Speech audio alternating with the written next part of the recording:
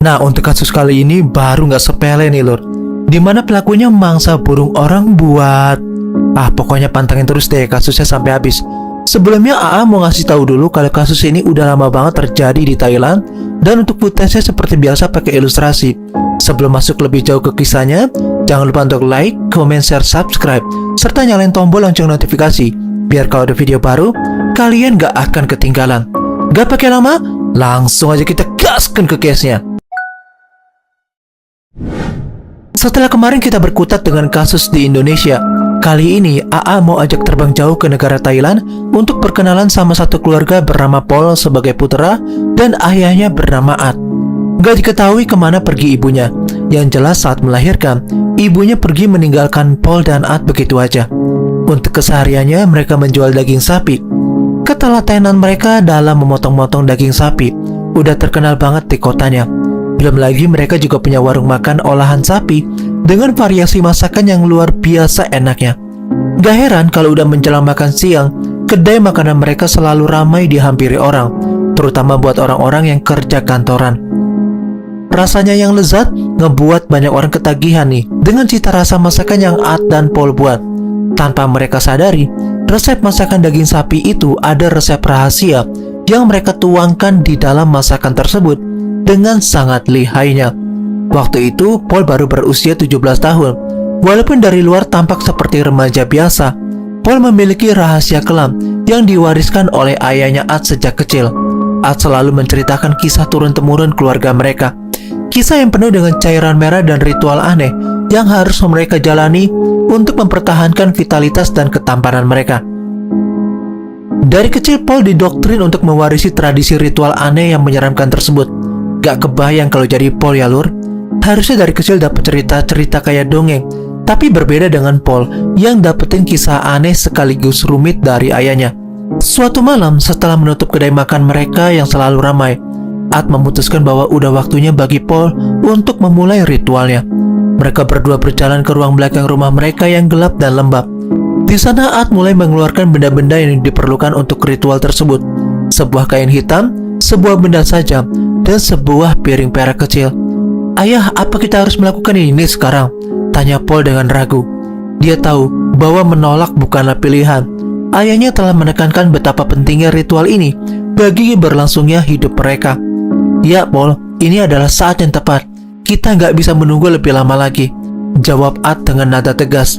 "Ingat, kita harus menggigit 10 burung pria muda berusia 17 tahun dalam sebulan ini. Jika enggak, kita akan kehilangan kekuatan kita." Paul mengangguk pelan, mencoba menenangkan dirinya. Dia tahu bahwa ayahnya gak akan pernah membiarkannya melanggar tradisi ini. Dengan berat hati, Paul mengikuti ayahnya keluar rumah, mencari mangsa pertama mereka. Dalam benak Paul sebenarnya dia setengah hati melakukan ritual tersebut. Entah apa yang dia lakukan ini adalah hal yang benar atau salah. Yang jelas dia harus mematuhi perintah ayahnya agar gak dimarahi olehnya. Mereka berjalan menyusuri jalanan sepi di kota, mencari pria muda yang bisa menjadi target mereka. Kebanyakan pas lagi mencari, banyak yang gak sesuai kriteria. Namun setelah beberapa waktu, mereka melihat seorang pria muda tampan yang nampak sedang berjalan sendirian. At memberi isyarat kepada Paul untuk mendekati pria itu. Namun pada awalnya Paul kembali ragu-ragu nih dan berniat mengurungkan niat buruknya. Ayahnya yang melihat Paul ragu-ragu langsung mengetahui dari tindakannya serta bergegas menegurnya untuk segera menghampiri pemuda tersebut. Gara-gara teguran ayahnya, Paul langsung mendekati pria itu dengan sedikit perasaan deg-degan dan takut. "Hai, boleh saya tanya sesuatu?" kata Paul dengan suara ramah.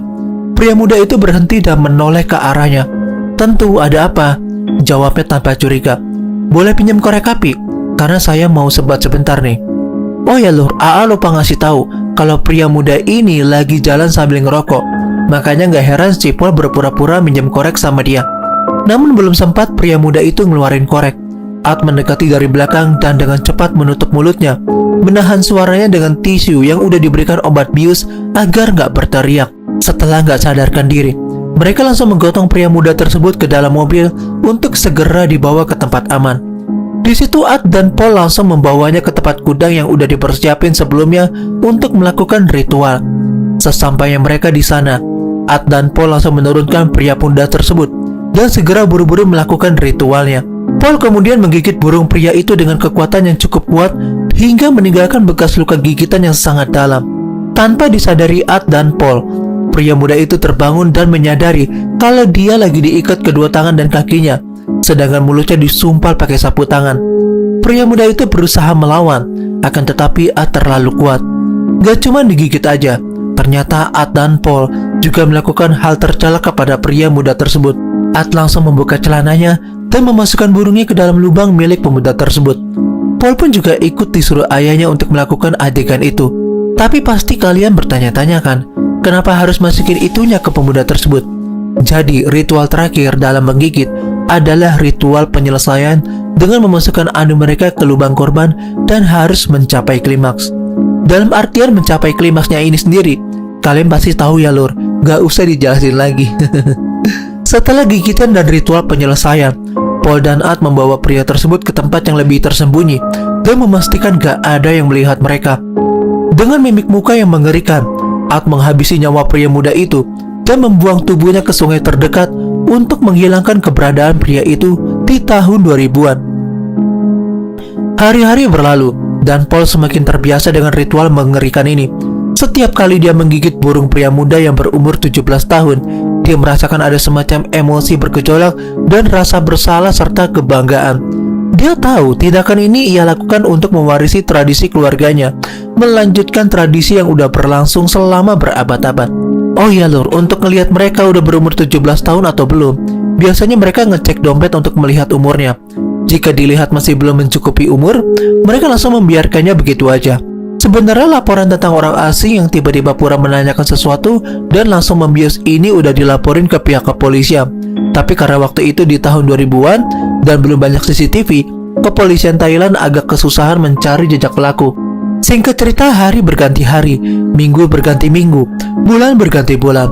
Mereka terus melakukan ritual aneh tersebut sampai tinggal menyisakan satu korban lagi untuk melengkapi tradisinya.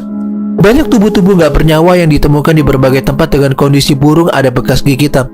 Namun ada pepatah, sepandai-pandai tupai melompat, pasti akan jatuh juga. Rencana mereka yang awalnya dikira bakal berjalan mulus, ternyata gak sesuai harapan nih lor. Suatu malam ketika Paul dan Art sedang mencari mangsa yang terakhir, mereka hampir ketahuan oleh seorang polisi yang sedang berpatroli.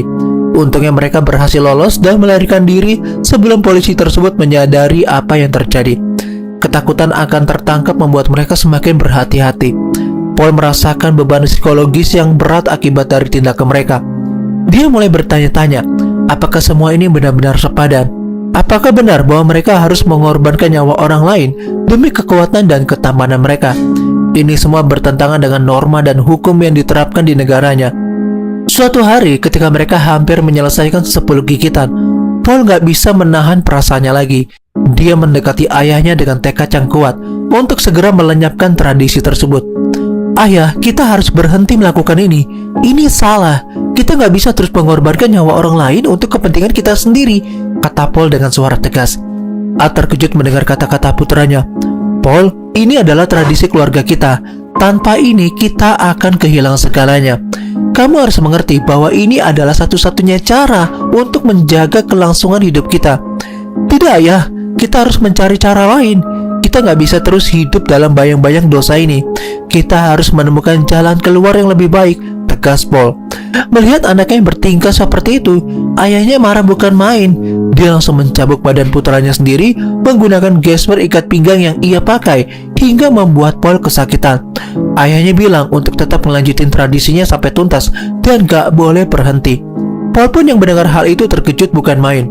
Padahal ia udah membulatkan tekad untuk gak mau ngelakuin tindakan gak terpuji tersebut. Tapi apa daya, perintah ayahnya adalah sebuah perintah yang mutlak untuk dilakukan hingga selesai.